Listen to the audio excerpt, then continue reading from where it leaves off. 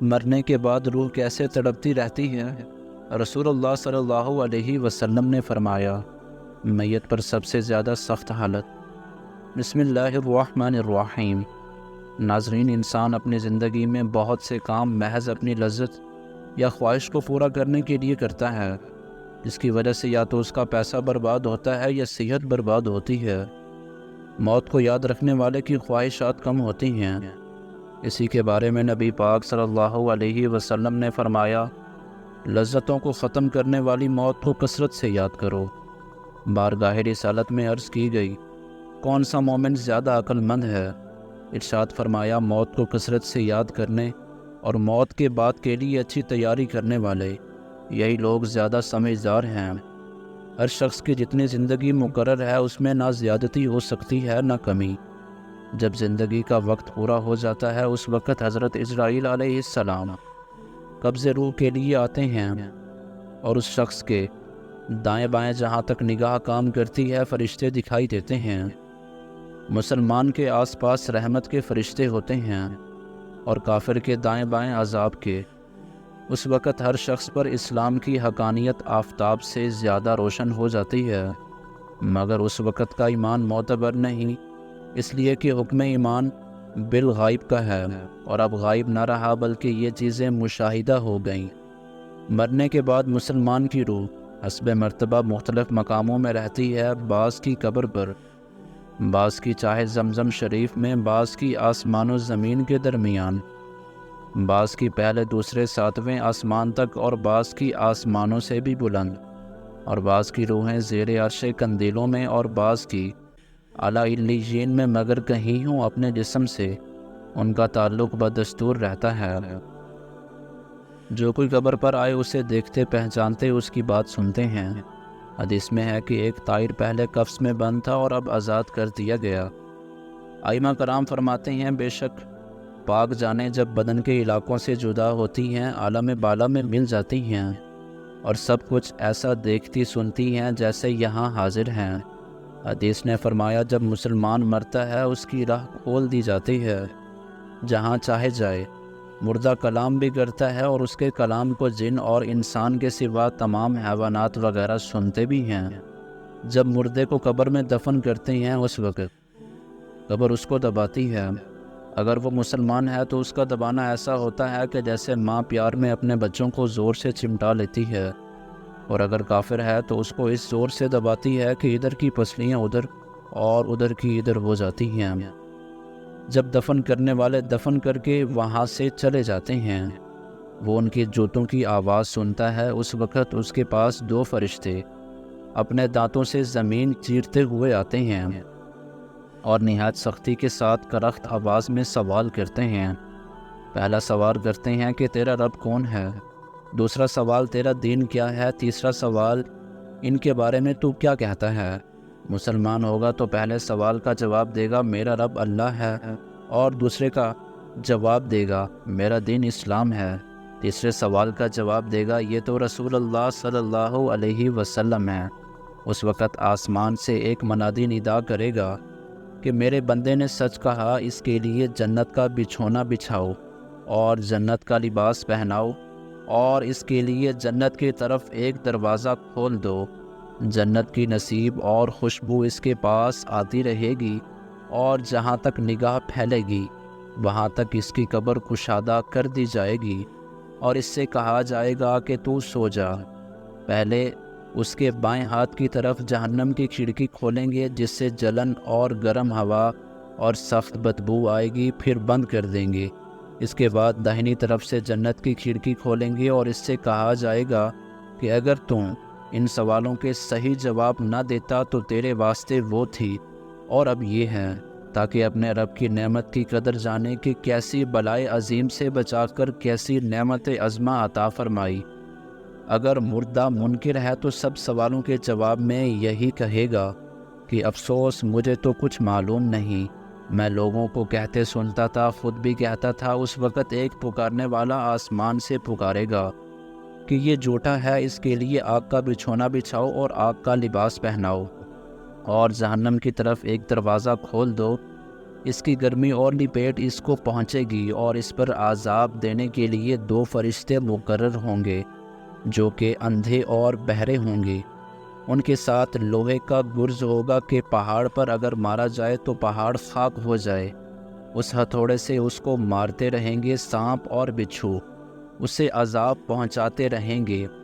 اعمال اپنی مناسب شکل پر متشکل ہو کر کتا یا بھیڑیا یا اور شکل کے بن کر اس کو عذاب پہنچائیں گے، اور نیکوں کے اعمال حسن مقبول اور محبوب صورت پر متشکل ہو کر انس دیں گے۔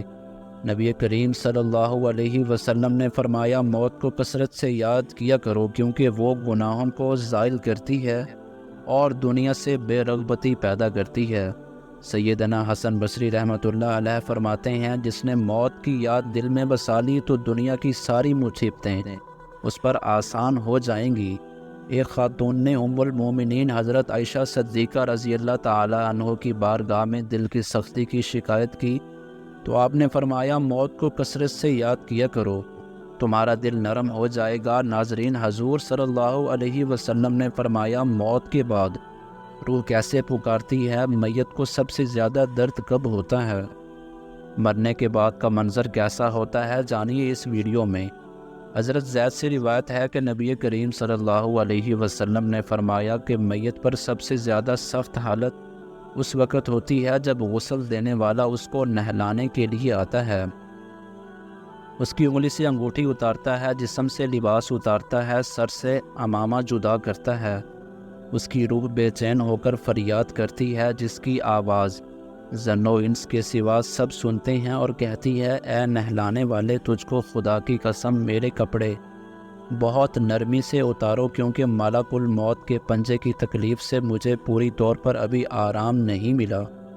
پھر جب اس کو تختے پر لٹا کر اس پر پانی ڈالا جاتا ہے تو روح چلاتی ہے، اے نہانے والے، خدا کے واسطے میرے جسم کو قوت سے ہاتھ نہ لگا کیونکہ وہ جان کرنے کی سختی سے زخمی اور چور چور ہو رہا ہے۔ پھر جب نہلا کر اس کو کفناتے ہیں اور پاؤں کی طرف سے باندھ دیتے ہیں تو روح کہتی ہے، اے غسل دینے والے، خدا کے لیے ابھی سر کی طرف سے میرے کفن میں گرا نہ لگا تاکہ میری بیوی، بچے اور تمام رشتہ دار دنیا میں آخری بار میری صورت دیکھ لیں، کیونکہ آج میں ان سے بچھڑ رہا ہوں اور اب قیامت تک یہ میری صورت نہیں دیکھیں گی۔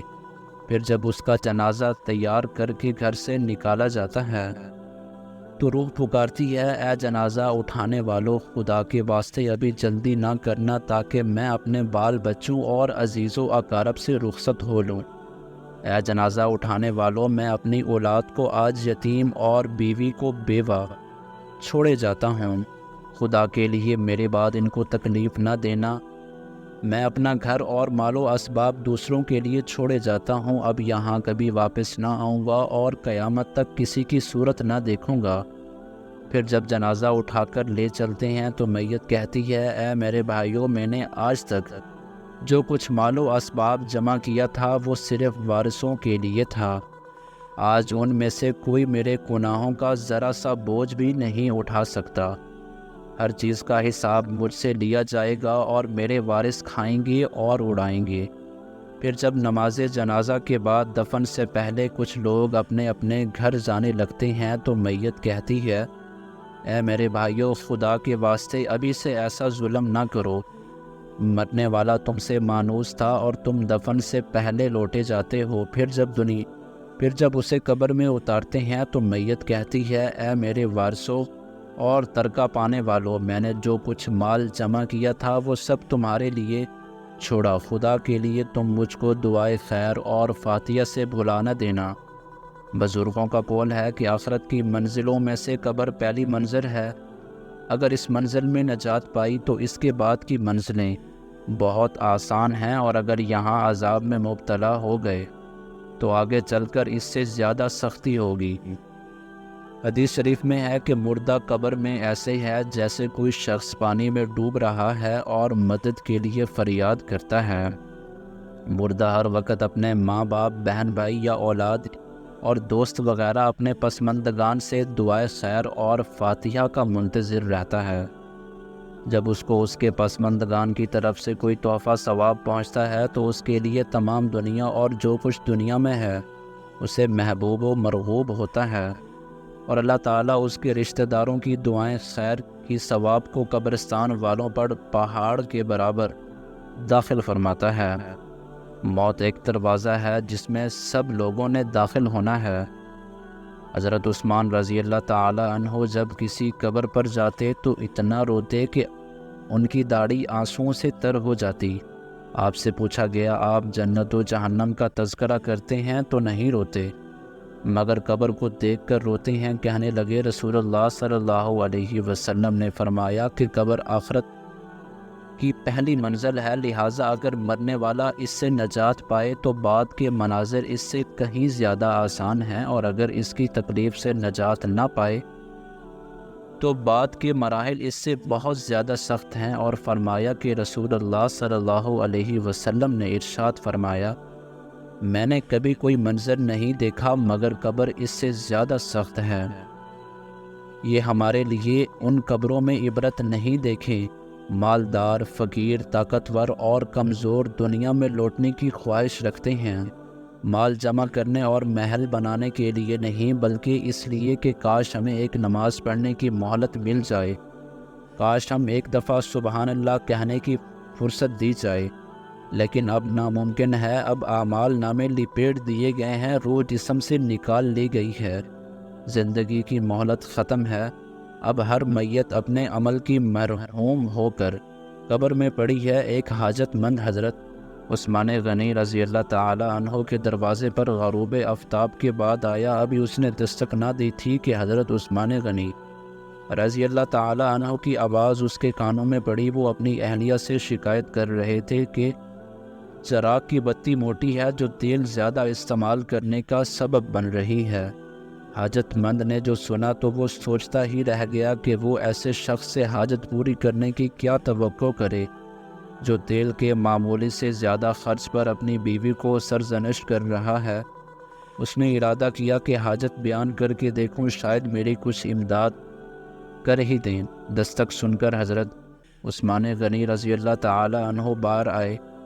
حاجت مند نے اپنی حاجت بیان کی اور لہجے میں زیادہ زور دیتے ہوئے کہا کہ ضرورت کچھ زیادہ ہی ہے۔ حضرت عثمان غنی رضی اللہ تعالی عنہ اس شخص کا ہاتھ تھاما، بستی سے باہر لے گئے جہاں آپ کا سامان تجارت بڑی تعداد میں رکھا ہوا تھا۔ فرمایا، یہ سب تیری نظر ہے، کیا اس سے تمہاری ضرورت پوری ہو جائے گی؟ وہ شخص حیران ہکا بکا دیکھتا رہ گیا۔ چنانچہ اس نے عرض کیا، حضرت یہ سب کچھ میری ضرورت سے زیادہ ہے۔ امیر المومنین نے فرمایا، مجھے خوشی ہے کہ یہ تمہاری ضرورت سے کم نہیں۔ اس شخص نے کہا، اے حضرت ایک بات بتائیں، چراغ کی بتی قدرے موٹی ہو جانے پر آپ اپنی زوجہ محترمہ کو سرزنش کر رہے تھے، حالانکہ چراغ اس قدر روشنی رکھنے میں شاید صرف 1 درہم کا تیل استعمال نہ ہوتا ہو، وہ تو آپ کو گوارا نہ ہوا، اور یہاں ہزاروں کا سامان مجھے بلا تحمل دے رہے ہیں۔ تب آپ نے فرمایا، بھائی چراغ میں تیل کا زیادہ اسراف ہے، اور زیادہ اسراف اللہ کو پسند نہیں، اور مجھے اللہ کے حضور اپنے اعمال کی فکر رہتی ہے، یہاں مجھے فکر اعمال لاحق ہے، اس لیے میں نے سرزنش کی سامان تمہیں اللہ کی خوشنودی کے لیے صدقہ دیا ہے، اس پر اجر کی امید ہے اور وہاں پر حساب کا خوف ہے۔ اللہ تعالی ہم سب کو دین اسلام کی سمجھ نصیب فرمائے اور ہمارا خاتمہ ایمان پر فرمائے۔